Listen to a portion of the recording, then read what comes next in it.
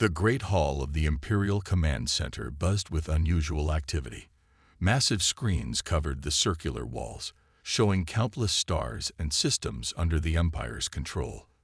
But today, all eyes focused on a single, unexpected signal coming from a small solar system at the edge of the galaxy.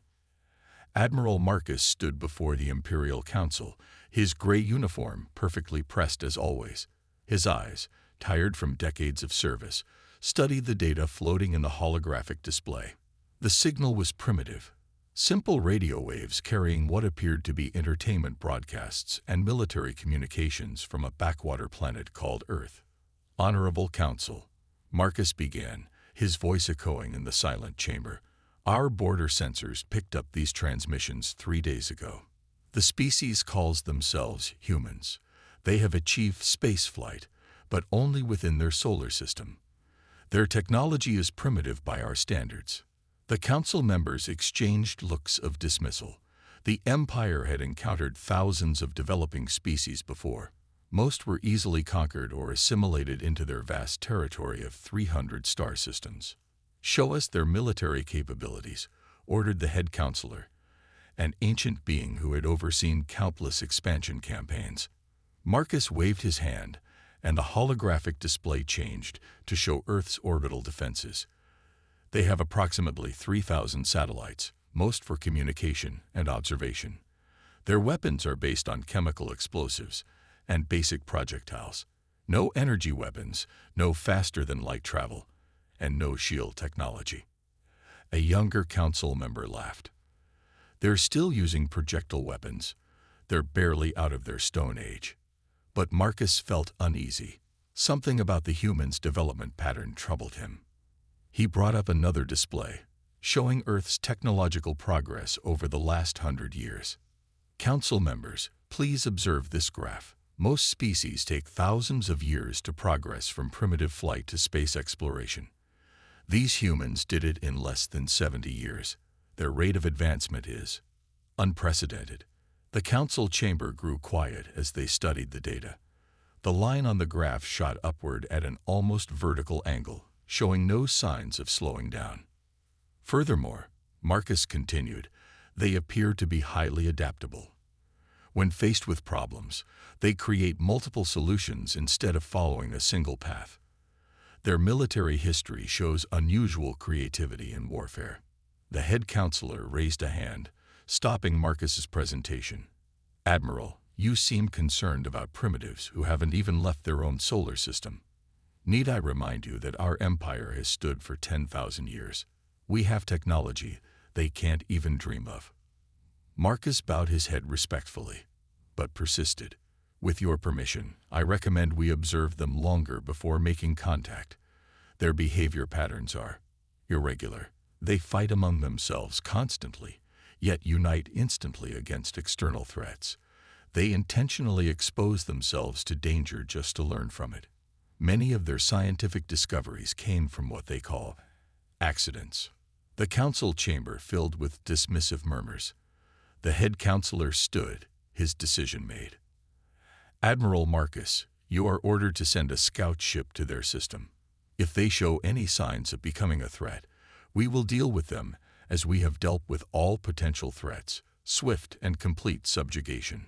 As Marcus left the chamber, he couldn't shake off his worry. He walked to the observation deck of the Imperial Command Center, looking out at the endless stars. Somewhere out there, on a small blue planet, a species was developing that didn't follow the normal rules of civilization. He opened his personal data pad and sent a message to the captain of the scout ship. "Observe only. Do not engage unless absolutely necessary. Something about these humans feels different." The scout ship departed the next day, its crew confident in their superior technology and 10,000 years of imperial power. They had no way of knowing they were about to make first contact with a species that would shake the empire to its foundations. In the deep silence of space, Earth continued its orbit, its people unaware they had already been discovered. Their radio waves kept traveling outward, carrying with them stories of human imagination, human wars, and human determination. a beacon that would soon bring them face to face with the largest empire the galaxy had ever known. Captain Williams stood at the command center of the Earth ship Hope, humanity's first deep space vessel capable of reaching Mars in just 2 days. The ship represented everything humans had achieved in the last decade: new engines, better life support, and advanced navigation systems. While primitive compared to what lay unknown in space, it was humanity's pride. "Captain, we're picking up something strange," reported Jack, the sensor operator. His hands moved quickly across the glowing control panel. "It's big, and it's not one of ours." William walked to the sensor station, his heart beating faster. The object was approaching from behind Mars, moving in a way that defied their understanding of physics. It was twice the size of their ship and shaped like a perfect sphere. "Send the standard greeting package," William ordered, following the first contact protocols they had practiced countless times. Nobody really expected to use them on their first mission to Mars. The response came almost instantly. A beam of light hit their ship, and suddenly their screens filled with strange symbols that quickly changed into English text. The message was simple: "Power down your engines and prepare to be boarded. Resistance will result in destruction." William looked at his crew of 6. They had trained for many situations, but not this. "Send them our greeting again," he said calmly. "Make it clear we come in peace but will defend ourselves if threatened." The alien ship's response was to fire a warning shot, a beam of energy that passed close to their port side. The heat from it made their ship's temperature rise by 10 degrees in seconds. "They're not here to make friends, Captain," said Mary, the weapons officer. Her hands hovered over the controls of their simple point defense system, designed to shoot down asteroids, not fight aliens. William thought quickly. The alien ship was clearly more advanced, but they had one advantage. No one knew what humans were capable of because no one had ever fought them in space. "Listen up," he said to his crew. "They expect us to either surrender or fight in a way they understand. We're going to do neither. Jack, shut down all systems except life support. Mary, load the mining charges into the torpedo tubes." The mining charges were simple explosives meant to break up asteroids for mineral extraction. They weren't weapons, but anything that could break rocks could break ships. As their ship went dark, the alien vessel moved closer, probably preparing to capture them.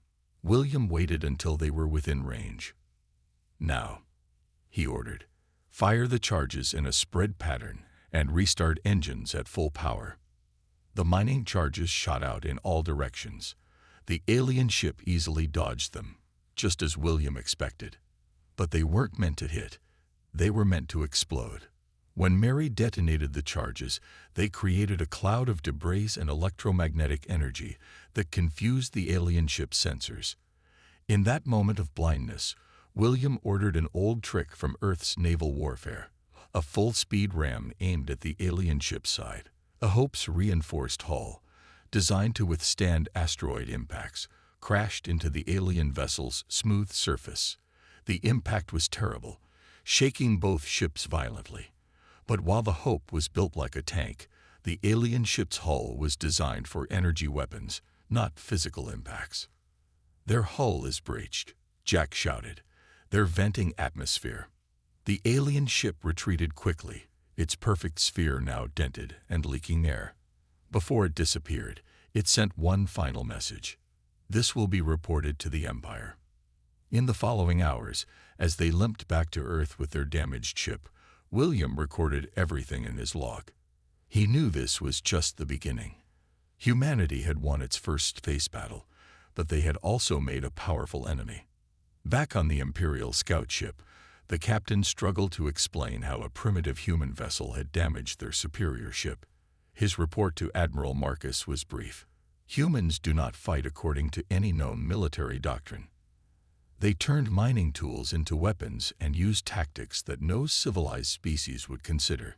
Recommend extreme caution in future encounters." Admiral Marcus read the report twice. His worst fears were coming true. These humans weren't just different. They were dangerous in ways the Empire had never prepared for. The real question now was, how would the Empire respond to being humbled by primitives? The Imperial Council chamber was in chaos. The huge screens showed a fleet of 500 warships, the Empire's largest attack force in a century, preparing to enter Earth's solar system. But Admiral Marcus noticed something the others missed. The humans were waiting for them. "Impossible," shouted a council member, pointing at the sensor readings. "They've built a defense fleet in just 3 months." Marcus studied the human ships with growing concern. They were ugly by Imperial standards, blocky, over-armored, and bristling with what looked like modified mining equipment and construction tools turned into weapons. Earth's nations had stopped fighting each other and built these ships using everything they had. "Begin the attack," ordered the head counselor. "Show these primitives the true power of the Empire." The Imperial fleet moved forward in perfect formation, their shield generators creating a beautiful barrier of light around each ship. Their energy weapons powered up, ready to destroy the human fleet with a single volley. But the humans struck first. "My lords," a commander reported, his voice shaking, "the humans are throwing their ships at us." Marcus watched in amazement as human vessels accelerated to speeds that would tear apart Imperial ships. These humans had built their ships to survive the impact, protecting their crews in reinforced pods that could be ejected at the last second. The Imperial fleet's perfect formation broke apart as captains tried to dodge the kamikaze attacks. Their energy shields, designed to stop weapons, couldn't handle the kinetic force of entire ships hitting them at near-light speed. "They're mad," someone screamed. "No civilized species sacrifices ships this way." But it got worse. The humans had more surprises. They detonated nuclear devices not as weapons, but to create massive electromagnetic pulses that confused Imperial sensors. They launched clouds of simple metal balls into space, creating deadly fields that shredded ships moving at high speed. Admiral Marcus watched as the mighty Imperial fleet struggled against tactics they had never seen before. The humans weren't fighting like a spacefaring civilization. They were fighting like they still fought on Earth, adapting ground and sea warfare tactics to space. "We've lost 60 ships," came another report. "They're using our own formation against us, forcing us to hit each other while trying to dodge their attacks." The head counselor stood up, his face pale. "This is unacceptable. Launch the planet killers." "No." Marcus stepped forward. "The humans have spread out. They've built bases on Mars, their moon, and in their asteroid belt. Even if we destroy Earth, we won't stop them. And sir, they've figured out how our weapons work. Look." On the main screen, a human ship survived a direct hit from an Imperial energy weapon. They had copied the Empire's shield technology from the wreckage of the scout ship and improved it in ways the Empire had never considered. "Signal the fleet to regroup," Marcus advised. "We need to rethink our strategy. These humans, they learn too fast. Every minute we fight them, they get stronger." But before the order could be given, the humans launched their next attack. Hidden nuclear engines in their asteroid belt activated, sending huge rocks hurtling toward the Imperial fleet. The asteroids split apart to reveal they were hollow, filled with smaller ships that attacked from all directions. "Retreat," the head counselor finally ordered. "All ships, emergency retreat." As the Imperial fleet pulled back, leaving behind nearly 100 destroyed ships, they received a transmission from Earth. It was simple text, translated into Imperial Standard. "This is just the beginning. You came to our home. Remember that." In the council chamber, silence fell as the battle data was analyzed. The Empire had lost more ships in this one battle than in the last 50 years combined. And the humans weren't just fighting. They were learning, adapting, and getting stronger with each passing moment.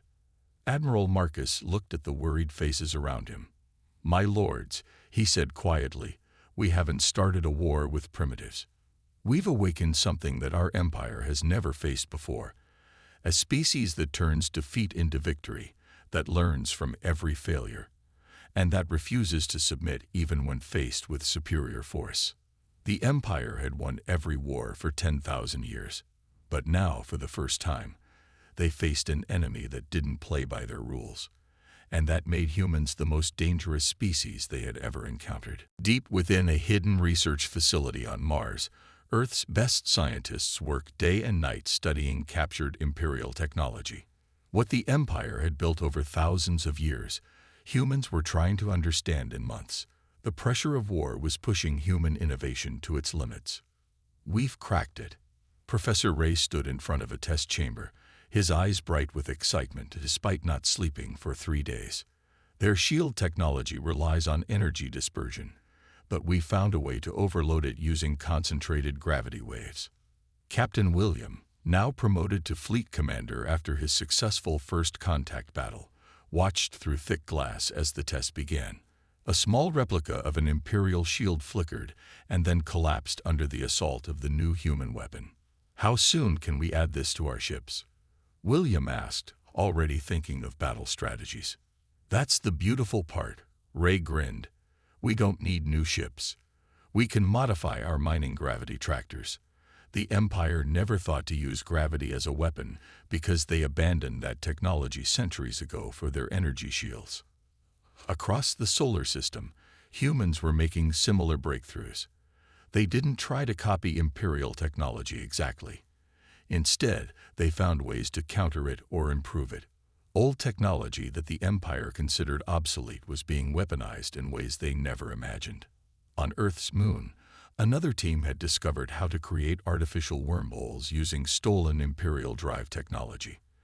They were too small for ships, but perfect for sending torpedoes directly into the heart of enemy vessels. "Sir," a young officer burst into the Mars facility. "The Empire is attacking again. But this time, they're using something new, some kind of time dilation field to slow our ships down." William smiled. "They still don't understand. Every time they show us new technology, we learn from it." He turned to Professor Ray. "How long to adapt our gravity weapons to counter this time dilation?" "Give us 48 hours, Ray replied, already heading back to his lab. "They've just shown us how to manipulate time itself. Their weapon will become our advantage." The battle above Mars proved William right. When the Imperial fleet deployed their time dilation fields, human ships responded with gravity weapons that turned the fields back against the Imperial ships. The Empire had spent generations perfecting this weapon, but humans had found its weakness in just 2 days. Admiral Marcus watched the battle from his command ship, growing more troubled by the hour. His fleet was still stronger, still more advanced, but the humans were closing the gap at an impossible rate. They didn't fight like a proper military force. Every ship captain seemed to experiment with new tactics, sharing successful ideas across the fleet instantly. "Admiral," his sensor officer reported, "the humans are deploying some kind of new device. It's creating quantum tunnels through our shields." Marcus watched as small human torpedoes appeared inside his ships through tiny wormholes, bypassing their strongest defenses. The Empire had never developed this technology because their scientists said it was too unstable, too dangerous. The humans had simply accepted the risk. "Sir, we're detecting antimatter readings. They're using unstable antimatter reactions." "Pull the fleet back," Marcus ordered. He'd seen enough. The humans weren't just learning Imperial technology. They were developing entirely new ways of war that the Empire had never conceived. As his ships retreated, Marcus received a transmission from his spy network. The images showed humans building something massive in their asteroid belt, a weapon that defied Imperial understanding. They had somehow found a way to harness the power of a small black hole. In just 6 months of war, humanity had advanced more than some civilizations did in 1,000 years. They took risks no sane species would consider, tried ideas that Imperial scientists had dismissed centuries ago, and succeeded where they should have failed. Marcus composed a message to the Imperial Council. "The humans are not merely copying our technology. They are reinventing the very foundations of warfare. Every defeat teaches them. Every victory makes them stronger. We are not fighting a primitive species. We are fighting a force of nature that our empire has never encountered before. The space around Jupiter's moons turned bright with weapons fire. The largest battle in human history was about to begin. 300 Imperial warships faced off against 200 human vessels near Europa. Ice chunks from the moon floated between the two fleets like a frozen battlefield. All ships, execute Battle Plan Phoenix. Fleet Commander William's voice carried across all human frequencies. The plan was crazy, but humans had learned that crazy worked against the Empire. The Imperial fleet, led by Admiral Marcus himself, moved forward in their traditional arrow formation. They had brought their strongest ships, including 5 planet killers. The Empire expected to end the war here. But the humans had prepared a trap. Now, William ordered, hidden within Europa's ice, 200 nuclear charges detonated simultaneously. The explosion didn't damage the Imperial ships. That wasn't the plan. Instead, it turned millions of tons of ice into superheated steam, creating a massive cloud that blocked all sensors. The Empire's ships fired blindly into the steam cloud, their energy weapons turning more ice into vapor, making the cloud bigger. They didn't realize that human ships had special sensors designed to work in these conditions, copied from deep-sea submarines on Earth. Second phase, begin, William commanded. Human ships launched thousands of small pods into the cloud. The Empire's sensors detected them as weapons, but they were empty decoys. While the Imperial ships wasted energy shooting down empty pods, real human ships slipped through their formation. Admiral Marcus realized the trap too late. They're using our own energy weapons to maintain their cover. All ships switched to projectile weapons. But that was exactly what the humans wanted. As soon as the Empire's energy weapons powered down, the steam cloud began to clear. Now the Empire faced humans on all sides, and their ships had their weakest weapons active. All ships deploy the gravity bombs, William ordered. The Empire watched in horror as small devices activated around their fleet. Each one created a powerful gravity well, disrupting shield formations and pulling ships out of position. Imperial ships designed for perfect formation fighting were now in chaos. Your weapons are useless here, William broadcast to the Imperial fleet. Your shields can't stop gravity itself. The Empire's response was to launch their own secret weapon. Time dilation fields meant to trap human ships in slowed time. But humans had prepared for this too. They detonated antimatter charges inside the time fields, creating explosions that existed both in normal and slowed time, tearing holes in reality itself. This is impossible. An Imperial commander screamed over the comm. No species would risk breaking space-time itself. But humans had learned that the Empire's greatest weakness was their fear of the unknown. While Imperial ships tried to maintain safe distances from the reality breaks, human ships flew right through them, their crews protected by experimental shields based on Einstein's old theories about relativity. The battle turned into a slaughter. Imperial ships, trapped by gravity wells and terrified of the reality breaks, fell one by one to human weapons. Their perfect formations broke down into individual ships fighting for survival. Admiral Marcus watched from his command ship as the Empire lost its first major fleet battle in 10,000 years. The humans hadn't just beaten them. They had changed the rules of space warfare itself. All remaining ships, retreat, Marcus ordered. As his ship turned to flee, he saw something that chilled him to his core. The humans weren't pursuing. Instead, they were building something around Jupiter, using parts from destroyed Imperial ships. They were adapting Imperial technology, even in the middle of battle.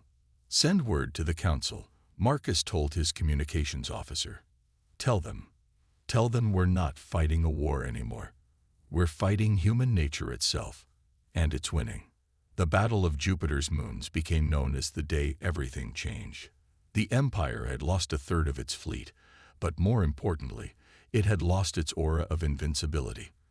The humans had proven that determination and innovation could overcome even 10,000 years of technological advantage. As the Imperial ships fled, William sent one final message. "This is humanity's warning to you. We don't want your empire. We don't want your worlds. But if you come to our home again, there won't be anywhere in this galaxy for you to hide." The Imperial Palace on the Empire's homeworld shook with angry voices. Hundreds of commanders had gathered in the Great Hall, something that hadn't happened in 5,000 years. The Empire was facing its greatest crisis, and for the first time, its leaders were afraid. Admiral Marcus stood before them all, his uniform still bearing scorch marks from the Battle of Jupiter's moons. Behind him, a massive screen showed the latest human advancement. They had built a weapon that could pull energy directly from stars. "The humans have learned more in 8 months of war than we have in 1,000 years, Marcus declared, his voice echoing through the hall. "They don't think like us. They don't fight like us. And most importantly, they don't fear failure like us. They are savages," shouted a young commander. "Using gravity as a weapon, creating holes in space-time. No civilized species would dare." "That's exactly the point," Marcus replied calmly. He pressed a button, and the screen showed hundreds of human innovations. "Look at how they learn. When we defeat one of their ships, they don't just build a stronger version. They create 3 completely different designs to see which works best." The images changed to show human bases spreading across their solar system. In just 8 months, they had colonized their moon, Mars, and several asteroids. Each base used different technology, different defenses, different strategies. "The Empire succeeds because we perfect one way of doing things," Marcus continued. "The humans succeed because they try every possible way. When we lost ships in battle, we retreated to rebuild them. When humans lose ships, they celebrate because each loss teaches them something new." An old commander stood up, his medals glinting in the hall's light. "What are you suggesting, Admiral? That we surrender to primitives?" Marcus shook his head. "I'm suggesting we save our empire. Look at this." He showed new sensor readings. "The humans have reversed engineered our fastest ships. They're building weapons we've never imagined. At their current rate of advancement, they'll match our technology completely in another 6 months. And then they'll surpass us." The hall erupted in protests, but Marcus raised his voice over the chaos. "We lost 1/3 of our fleet at Jupiter. A species that didn't have space travel a century ago destroyed ships we spent thousands of years perfecting. And do you know what they did with the wreckage? They built something new, something we don't understand." The room fell silent as Marcus showed them the final image. A massive human construction around Jupiter that defied Imperial science. It appeared to be some kind of space-time manipulation device, but it used principles the Empire had never considered. "I've fought in 30 wars for the Empire," Marcus said quietly. "I've seen species rise and fall. But I've never seen anything like humans. They don't just adapt, they transform. Every defeat makes them stronger. Every victory makes them bolder." He turned to face the Imperial Council directly. "We must send warning to every corner of the Empire. We must tell our fleets to retreat, to stay away from Earth and its solar system. Not because humans are stronger than us now, but because every day we fight them, we teach them more about how to destroy us." The council members whispered among themselves. The idea of retreating was shameful, but the evidence was undeniable. The humans had done the impossible. They had made the Empire fear. "And what if they follow us?" asked the head counselor. "What if they decide to expand into Imperial space?" Marcus pointed to the battle recordings. "Then we pray. Because in 8 months, they've learned to break physics itself. In a year, they might learn to break reality. And if we force them to become conquerors..." He let the thought hang in the air. The warning was drafted that same day. For the first time in Imperial history, it wasn't a warning to others about the Empire's power. It was a warning to the Empire itself about the power of humanity. 1 year after first contact, the Imperial Council gathered for what would become their most historic meeting. The massive chambers, usually filled with discussions of conquest and expansion, now echoed with words never before spoken in 10,000 years. Full retreat. The head counselor stood before the emergency session, his ancient face showing the strain of recent months. On the screens around him, live feeds showed human ships now matching Imperial technology in every way. Some even surpassed it. "Look at what they've built in just 1 year," he said, pointing to the latest intelligence reports. The humans had transformed Jupiter into a massive power station. They had turned their asteroid belt into a ring of automated factories. Their ships now carried weapons that could tear holes in space itself. Admiral Marcus stepped forward, presenting the final analysis. "The humans have achieved in 1 year what took us 1,000. But it's not just their technology we should fear, it's their spirit." He played a recording from their last battle. A human ship, badly damaged and clearly dying, had rammed itself into an Imperial dreadnought.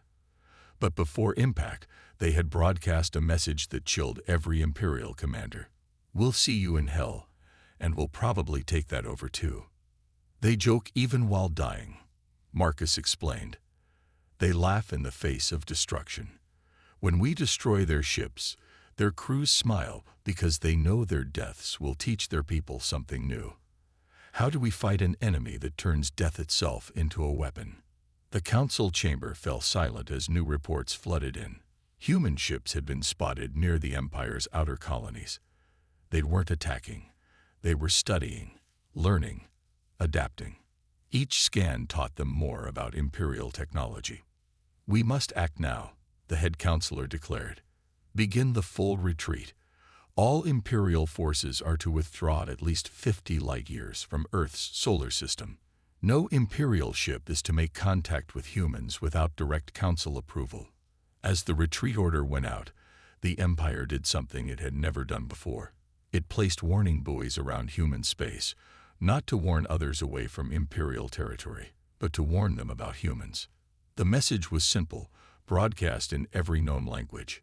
"Danger. Human space. Do not approach. Do not engage. Species capable of rapid adaptation and unlimited advancement. Survival probability against humans decreases with each encounter. UHAVBEN warned." Back on Earth, Fleet Commander William stood on the observation deck of humanity's first space station built with hybrid human-Imperial technology. He watched as the last Imperial ships vanished into deep space, their retreat marked by ripples in the fabric of space-time. "They're really gone," said Professor Ray, joining him at the window. "We did it. We made the mighty Empire run." William nodded, but his expression was thoughtful. "They're not running from our ships or our weapons. They're running from what we represent. The unknown, the unpredictable. We're the first species they've met that doesn't play by the rules of their universe." On his desk lay the latest reports. Humanity had already improved on half the Imperial technology they'd captured. The Jupiter power station was producing energy in ways the Empire had never imagined. Human ships could now travel faster, hit harder, and defend better than Imperial designs. "What do we do now?" Ray asked, looking out at the stars. "We keep going," William replied, "not to conquer or control like they did, but to explore, to learn, to grow. The Empire taught us one important thing. There's always more to discover." In the depths of Imperial space, Admiral Marcus made one final log entry before retiring. "The Empire has ruled for 10,000 years because we perfected our way of life. The humans prove that perfection is a dead end. They show us that true power lies not in being perfect, but in being able to change. They are not just a new species, they are evolution itself given form, and that is why we must stay away." The Empire's warning buoys still float in space today, their message clear to all who pass. Here lies the territory of humanity, the species that taught the galaxy that the most dangerous power isn't strength or technology, but the endless ability to adapt, to change, and to rise from every defeat stronger than before.